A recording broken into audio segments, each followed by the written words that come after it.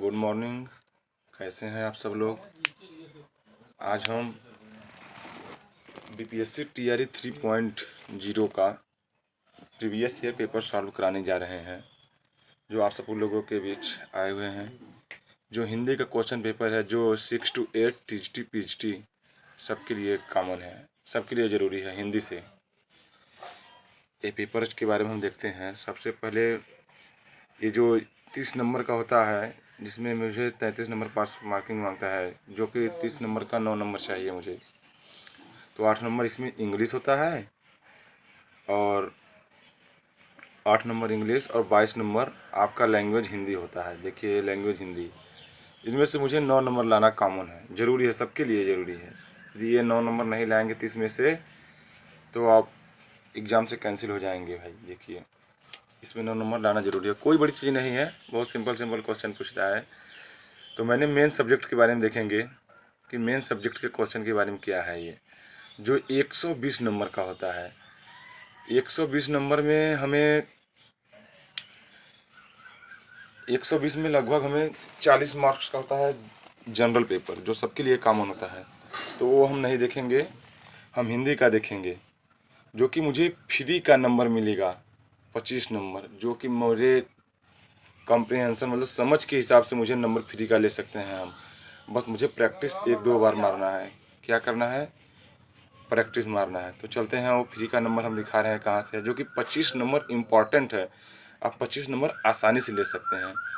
6 to 8 हो या TGT हो, पीजीटी या टीजीटी हो या पीजीटी हो, सब में ये पूछता है हिंदी सब्जेक्ट वालों के लिए। तो चलिए हम दिखाते हैं कहाँ पर है ये। चलते हैं भाई, थोड़ा और बढ़ जाते हैं। कहाँ पर है यो? ठीक है चलिए हम आ जाते हैं। देखिए ये रहा, ठीक है, ये रहा अनसीन पैसेज, मतलब अपठित गद्यांश।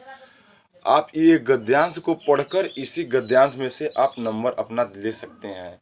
और आपका इसी में से पढ़िए, समझिए और आसानी से नंबर ले लीजिए। ठीक है, तो हम समझेंगे पहले। चलिए देखते हैं क्या है। चलिए क्या कहा, देखिए 126 से 130 तक, 126 से 130 तक, 126 से 130 तक के लिए निम्नलिखित अपठित गद्यांश को ध्यानपूर्वक पढ़िए और पूछे गए प्रश्नों को सही विकल्पों को चुनकर उत्तर पत्र को चिन्हित कीजिए। ठीक है, चलिए हम देखते हैं क्या दिया है। पुस्तकालय वह विशाल,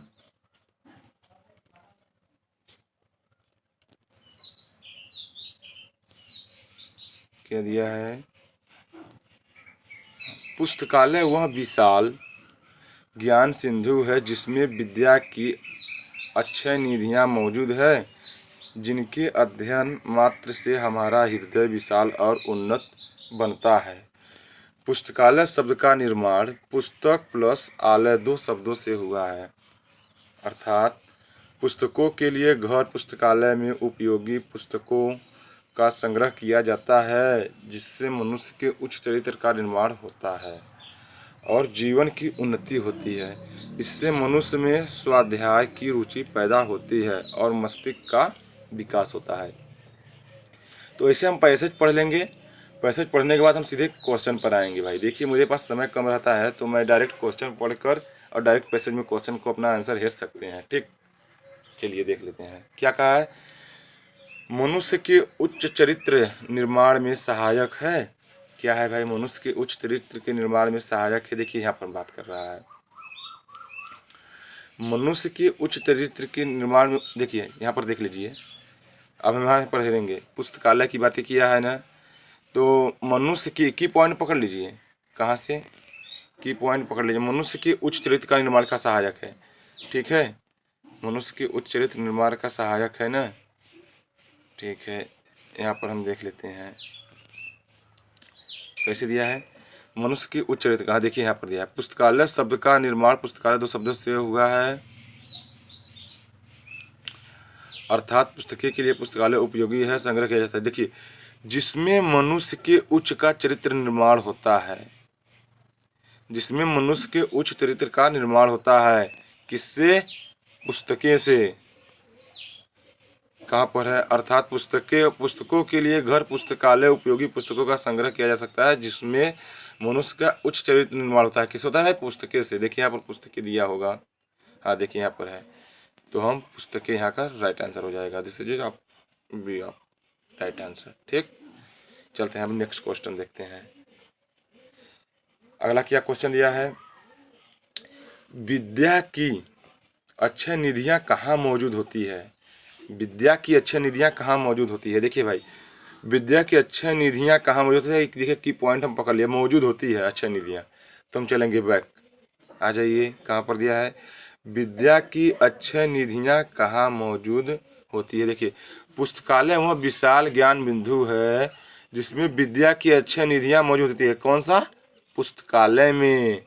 तो आ जाएंगे हम यहाँ पर भाई, विद्या की अक्षय निधियाँ पुस्तकालय में मौजूद होती है।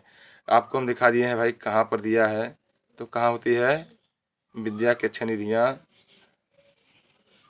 पुस्तकालय में मौजूद होती है। कहाँ होती है?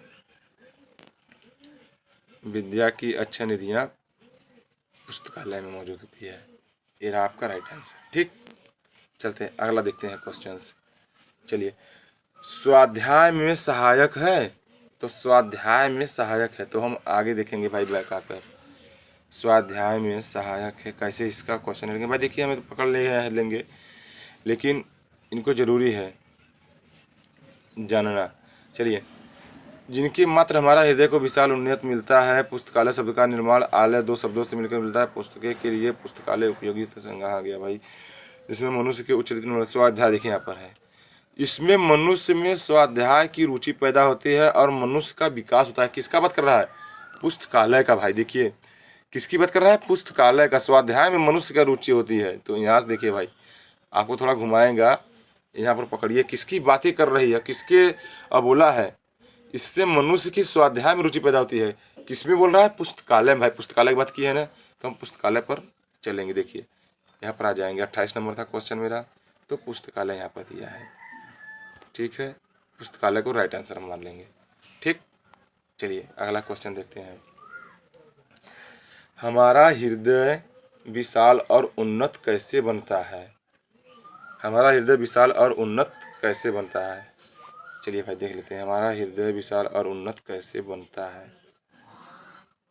उन्नत और विशाल कैसे बनता है? चलिए, जिनके अध्ययन मात्र से हमारा हृदय, कहाँ दिया है?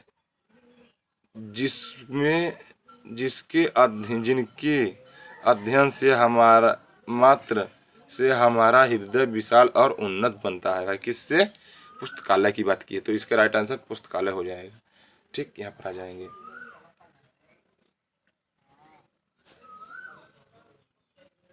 पुस्तकों की अध्ययन से, क्या दिया है? पुस्तकों की अध्ययन से हृदय विशाल उन्नत मिलता है। जिनके अध्ययन से, किसके अध्ययन से?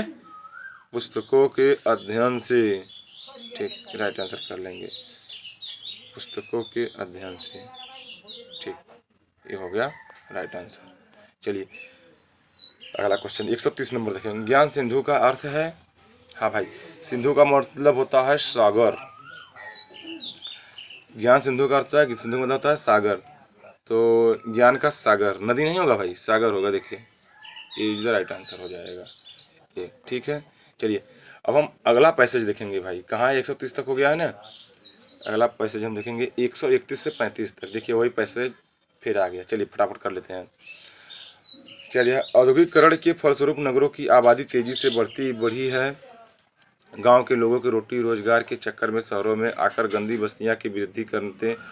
औद्योगिकरण के कारण कृषि योग्य भूमि की में कमी हुई है और वनों के विनाश के कारण ही हरियाली नष्ट हो गई है। औद्योगिकरण केंद्रों की स्थापना के समय प्रदूषण नियंत्रण की ओर कोई ध्यान नहीं दिया जाता है। आग, धूल, राख और धुआं की कालिमा का प्रभाव घर, बाग, बगीचा सहित दूर दूर तक होती है। इससे आँखों में चिपचिपापन, रोहा, दृष्टि कमजोर होना, टीबी, कैंसर आदि रोग फैलते हैं।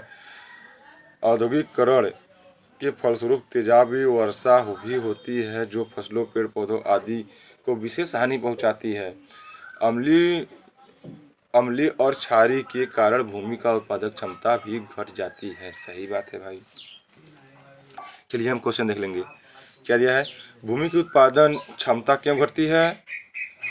देखिए लीजिए, विस्थापन के कारण भी दिया है, कृषि योग्य भूमि की कमी के कारण, अम्लीय क्षारीय वर्षा के कारण। देखिए भाई हम पढ़े हैं ये भी कहीं दिया था। हाँ, अम्लीय और क्षारीय क्या दिया है? अम्लीय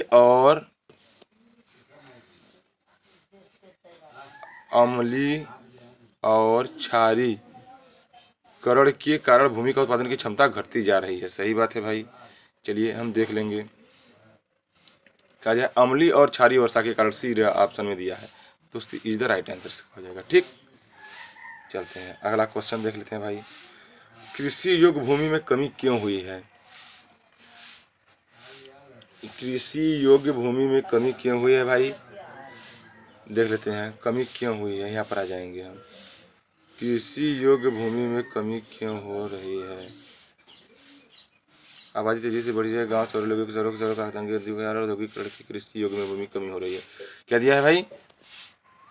औद्योगिकरण के कारण कृषि योग्य भूमि में कमी हो रही है। औद्योगिकरण के कारण।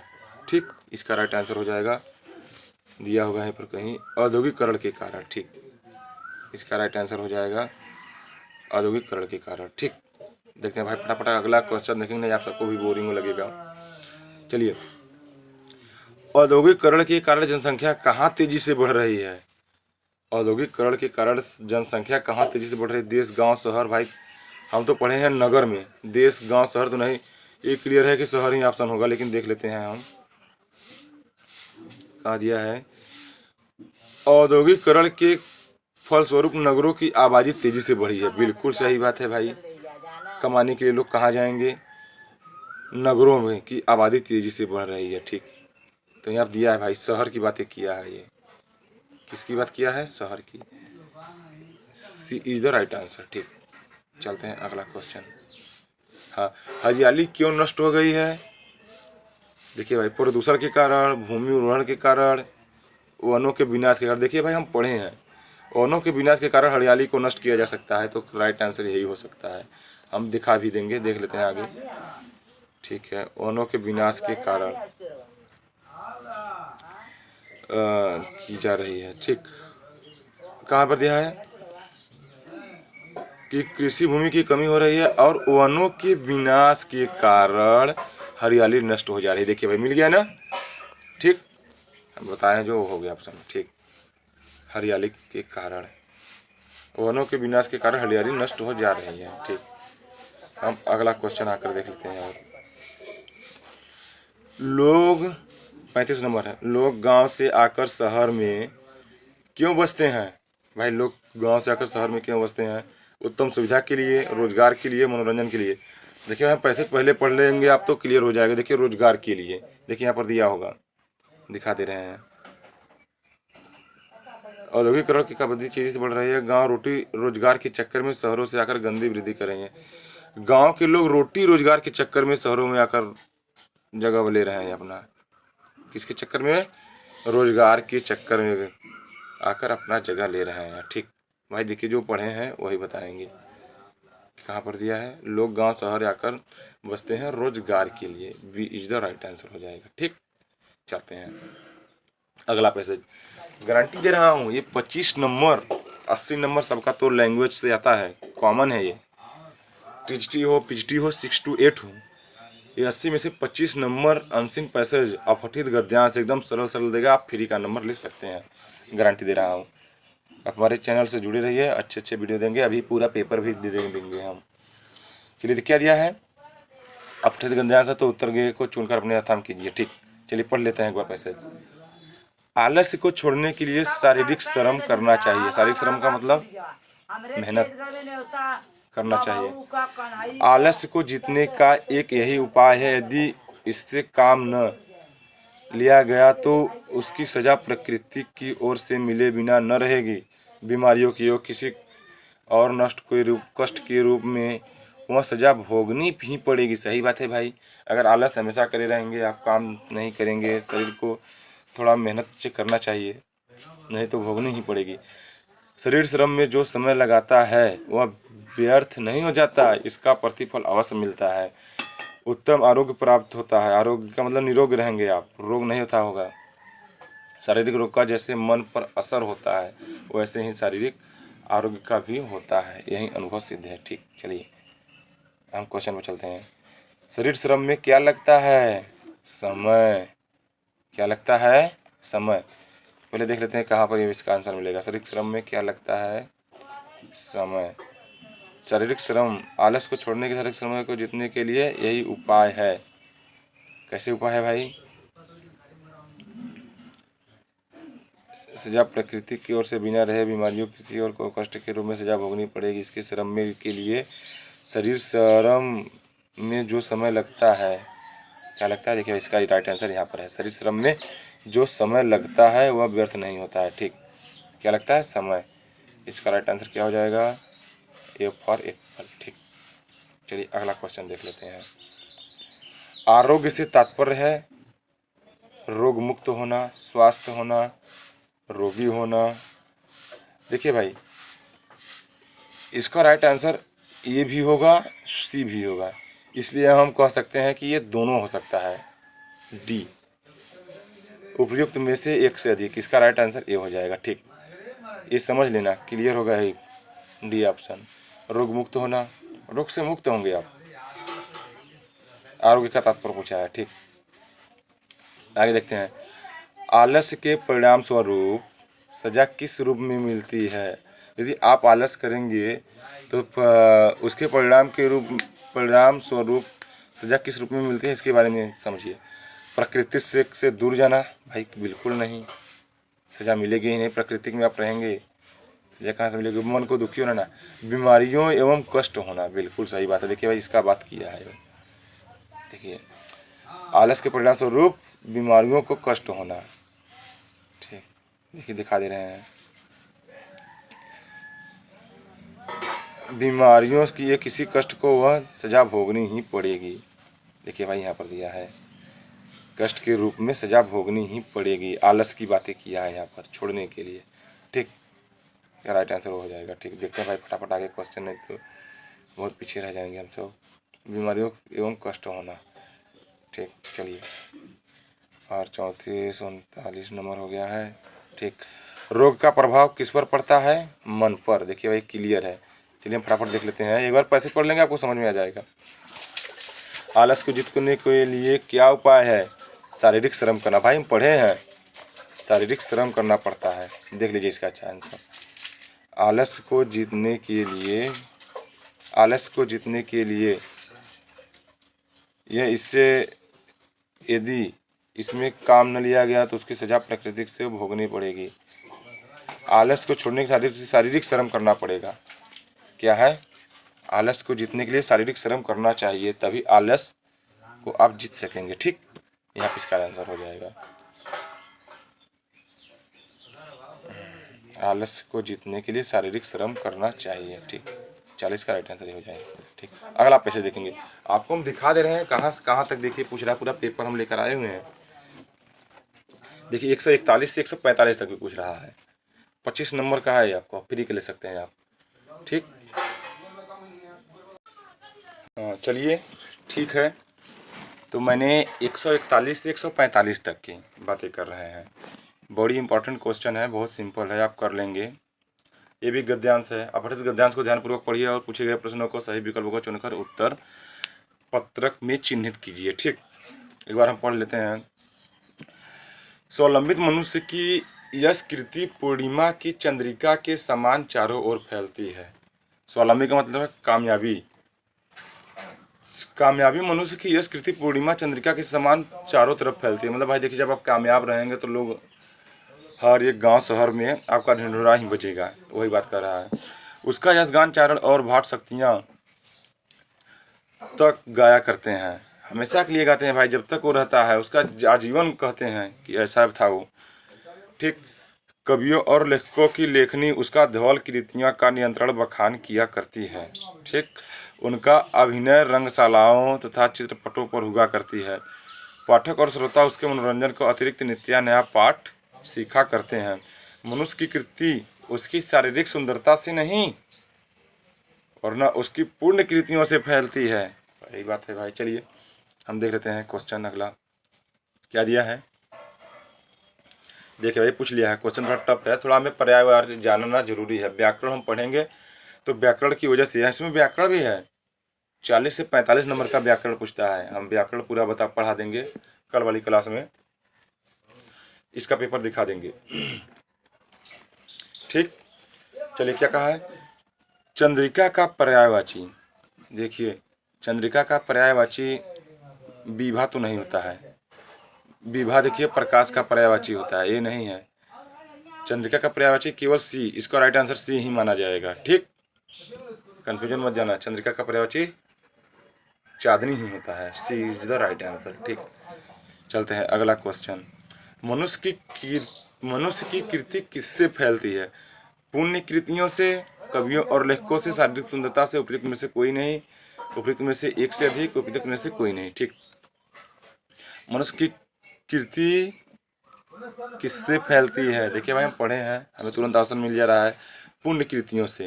देखिए भाई देख लेंगे मनुष्य की कृति किससे फैलती है, देखिए यहाँ पर दिया है, आप देख लेंगे तो ठीक रहेगा, बेटर रहेगा। स्वावलंबी मनुष्य की यश कृति पूर्णिमा की चंद्रिका के समान चारों ओर फैलती है। किसके? यश कृति से चारों समान फैलती है।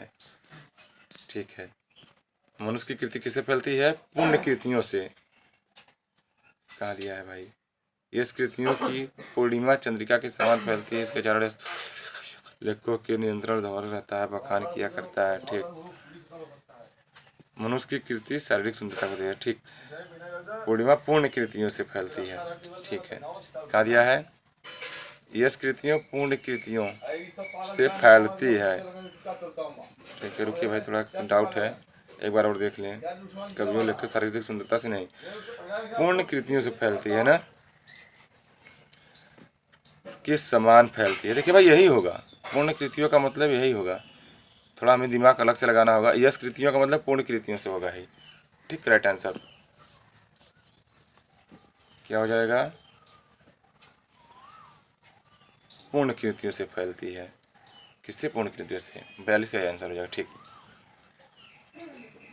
143 नंबर देख लेंगे। पाठक और श्रोता किससे नया पाठ सीखा करते हैं? देखिए भाई इससे हमें दो पर डाउट है। पाठक और श्रोता मनुष्य की उज्जवल कार्य पर और यश गान करने से, उस मनुष्य का यश गान करने से, तो हम मानेंगे इसका राइट आंसर हो जाएगा उपयुक्त एक में से दोनों, अधिक से अधिक हो जाएगा। ठीक, डी ऑप्शन इसका राइट आंसर हो जाएगा। चलिए 44 नंबर अगला क्वेश्चन देख लेते हैं हम। 144। हाँ, चारण और भाट किसका यश गान करते हैं? चारण और भाट किसका यश गान करते हैं? स्वावलंबित मनुष्य की बात की गई है भाई। देखिए इसका राइट आंसर ये हो जाएगा, स्वावलंबित मनुष्य। देख लेते हैं किसकी बात की गई है। स्वावलंबित मनुष्य यश कीर्ति पूर्णिमा की चंद्रिका के समान ओर फैलती है, उसका यश गान चारण और भाट शताब्दी तक गाया करते हैं। तो स्वावलंबित मनुष्य की बातें किया है यहाँ पर। क्या है यहाँ पर? राइट आंसर बता दिए हैं पहले ही, स्वावलंबित मनुष्य पर। ठीक, राइट आंसर हो जाएगा 44। 45 नंबर, धवल का अर्थ क्या होगा? देखिए भाई धवल का अर्थ भी एक होता है, सफ़ेद भी होता है और एक उजाला भी होता है। तो राइट आंसर मेरा तो सी एकदम क्लियर दिखाई दे रहा है, श्याम हो ही नहीं सकता, स्वच्छ हो ही नहीं सकता। Right option C is the correct answer हो जाएगा, उजला आंसर इसका हो जाएगा। ठीक, 45 नंबर हो गया। देखिए फिर पैसेज आ गया 5 नंबर का। 25 नंबर मैं बोल रहा हूँ गारंटी के साथ पूछेगा, ये फ्री का नंबर है, आप प्रैक्टिस 2-3 बार कर लेंगे, अच्छे से कर जाएंगे। एक बार ढंग से पढ़िए, आप कर लेंगे। ठीक, निम्नलिखित अपठित गद्यांश को ध्यानपूर्वक पढ़िए और पूछे गए प्रश्नों का सही विकल्प चुनकर उत्तर पत्रक में चिन्हित कीजिए। ठीक हम पढ़ेंगे क्या दिया है, व्यक्ति की उन्नति से ही देश की उन्नति संभव है। सही बात है भाई, हम सब चाहेंगे तभी देश की उन्नति होगी। बिना आत्मोन्नति के देश का उन्नयन असंभव है। सही बात है भाई, अपने आत्मोन्नति मतलब आत्मा से उन्नति, अपने आत्मा से ही चाहेंगे तभी उसका उन्नत अपने देश का कर सकते हैं। ठीक, धर्म, जाति, भाषा, क्षेत्र, राज्य आदि छोटी छोटी बातों पर लड़ना द्वेष फैलाता है, देश को पीछे ले जाता है, राष्ट्र की गरिमा घटती है। हमें सभी प्रकार के मतभेदों को भुलाकर आपस में भाईचारों का संबंध रखना चाहिए। सही बात। देश की शक्ति और व्यवस्था को बनाए रखना हम सबका कर्तव्य है। राष्ट्र की उन्नति तभी संभव है। सही बात है भाई। देखिए चलते हैं, क्वेश्चन देख लेंगे। राष्ट्र की गरिमा कैसे घटती है? राष्ट्र की गरिमा कैसे घटती है भाई? भाषा से बिल्कुल नहीं, आत्मोन्नति से बिल्कुल नहीं, आपसी लड़ाई और द्वेष से। द्वेष का मतलब दुश्मनाई से। सही बात है भाई। देखा जाए कहाँ है आंसर इसका। राष्ट्र की गरिमा घटती है, कैसे घटती है? देश को पीछे ले जाए। देखिए यहाँ पर पकड़िए पहले, राष्ट्र की गरिमा घटती है। देखिए की पॉइंट है इसका, राष्ट्र की गरिमा घटती है, यहाँ पर दिया है। कैसे घटती है? राज्य आदि छोटी छोटी बातों पर लड़ना, द्वेष फैलाना, देश को पीछे ले जाना। क्लियर आंसर दे रहा है। ठीक, छोटी छोटी बातों पर लड़ाई करना। देख लेते हैं कहाँ दिया, आपसी लड़ाई करना। इधर राइट आंसर इसका हो जाएगा। ठीक, चलिए 46 हो गया। 47 देख लेते हैं। देश की उन्नति किसकी उन्नति से संबंधित है? देश की उन्नति किसकी उन्नति से संबंधित है भाई? देखिए भाषा, धर्म, व्यक्ति, हमें जिसे अनमोल हो गया तो आ जाएंगे हम थोड़ा। देश की उन्नति किससे संबंध है? व्यक्ति की उन्नति, व्यक्ति की उन्नति से ही देश की उन्नति संभव है। देखिए पहले ही मुझे आंसर मिल गया, कहाँ दिया है? व्यक्ति की उन्नति से ही देश की उन्नति संभव है। मतलब व्यक्ति की उन्नति से ही देश की उन्नति संबंधित है, तो व्यक्ति, सी इज द राइट आंसर हो जाएगा। ठीक, करेक्ट। चलते हैं 48 नंबर हम देख लेंगे, कहाँ दिया 48 नंबर। ठीक, क्या कहा है? राष्ट्र की उन्नति कैसे संभव? राष्ट्र की उन्नति कैसे संभव? हम भाई देखेंगे राष्ट्र की उन्नति कैसे संभव है। ये राष्ट्र की उन्नति कहाँ की है? राष्ट्र की गरिमा की घटती है नहीं, ये नहीं है। हमें सभी प्रकार की नहीं है। भाईचारों को चाहिए, देश की शक्ति और व्यवस्था को बनाए रखने के लिए राष्ट्र की उन्नति संभव। सही मिल गई। देखिए भाई समझिए यहाँ पर, देश की शक्ति और व्यवस्था को बनाए रखना हम सबका कर्तव्य है। राष्ट्र की उन्नति तभी संभव है। कहाँ दिया है भाई? यहाँ देखिए मिल गया है। राज्यों के विकास से नहीं, व्यक्ति की स्वतंत्रता से नहीं, कट कैंसिल कर दीजिए। हाँ, देश की शक्ति और व्यवस्था बनाए रखना, राइट आंसर सी हो जाएगा। ठीक, 48 नंबर हो गया। फिर हम अगला क्वेश्चन देख लेते हैं। देश को पीछे क्या ले जाता है? धर्म और जाति, छोटी छोटी बातों पर लड़ना, भाई हम पढ़े हैं। छोटी छोटी बातों पर ले जाना, केवल अपनी उन्नति करना, उपयुक्त में से एक से अधिक, उपयुक्त में से कोई नहीं। ठीक, थोड़ा हम देख लेंगे कौन सा राइट आंसर इसका हो जाएगा। देश को पीछे कौन ले जाता है? कहाँ दिया है? देश को पीछे कौन ले जाता है? धर्म, जाति, राष्ट्र किया गया। हाँ, देश को पीछे ले जाता है। देखिए यहाँ पर की पॉइंट मेरा मिल गया है। देश को पीछे ले जाता है कौन सा? राज्य आदि छोटी छोटी बातों पर लड़ना या द्वेष फैलाना देश को पीछे ले जाता है। मिल गया। देश को पीछे ले जाता है कौन? छोटी छोटी बातों पर लड़ना। B is the right answer इसका हो जाएगा। कौन सा हो जाएगा भाई? B is the right answer. देश को छोटी छोटी बातों पर लड़ना देश को पीछे ले जाने का कार्य करता है। ठीक, अगला देखेंगे। लास्ट क्वेश्चन था मेरा, भाईचारे के संबंध के लिए आवश्यक है। भाईचारों के संबंध के लिए आवश्यक है। देखिए भाई इसका आंसर जानना पड़ेगा मुझे। भाईचारे को पहले पकड़िए, की पॉइंट। भाईचारे कहाँ पर लिखा है? भाईचारे भाईचारे भाईचारे भाईचारे यहाँ पर लिखा है। ठीक, कहाँ पर लिखा है? यहाँ पर। ठीक, कैसे? भाईचारों का संबंध रखना, कैसे रखना है? हमें सभी प्रकार के मतभेदों को भुलाकर आपस में भाईचारों के संबंध में रखना चाहिए। सही बात है भाई। हमें सभी मतभेद को भूल जाना है, तभी भाईचारों के संबंध में रह सकते हैं। देख लीजिए, भाईचारों के संबंध के लिए कहा दिया था, हमें मतभेदों को भूलना देश की उन्नति, धर्म का स्थान। बिल्कुल नहीं है भाई, हम पढ़े हैं भाई, मतभेदों को भूलना। ये इज द राइट आंसर हो जाएगा। ठीक, चलिए दोस्तों आज के लिए इतना ही। ये 25 क्वेश्चन आपके लिए क्लियर है, गारंटी करते हैं, उम्मीद के साथ बोल रहे हैं। ये आप सबको वीडियो पसंद आए, मेरे वीडियो को लाइक सब्सक्राइब शेयर ज़रूर करें। आप मेरे वीडियो से जुड़े रहेंगे तो हम और जो आज 25 क्वेश्चन कराए हैं तो 80 में से 55 क्वेश्चन रह गया है। तो जहाँ तक उम्मीद है 40 से 45 क्वेश्चन व्याकरण का है वो मैं कल करा देंगे, लेकिन प्लीज़ सपोर्ट मी। उम्मीद है, आशा है आप मेरा ज़रूर सपोर्ट करेंगे। थोड़ा मेरा भी शुरुआती है, थोड़ा त्रुटि होगा तो उसके लिए सॉरी, क्षमा मांगते हैं। लेकिन वीडियो को एक बार ज़रूर देखिए, वीडियो पसंद आए तो कोशिश करना एक बार, ठीक। चलिए आज के लिए इतना ही, आधा घंटा करीब हो गया। Thank you so much.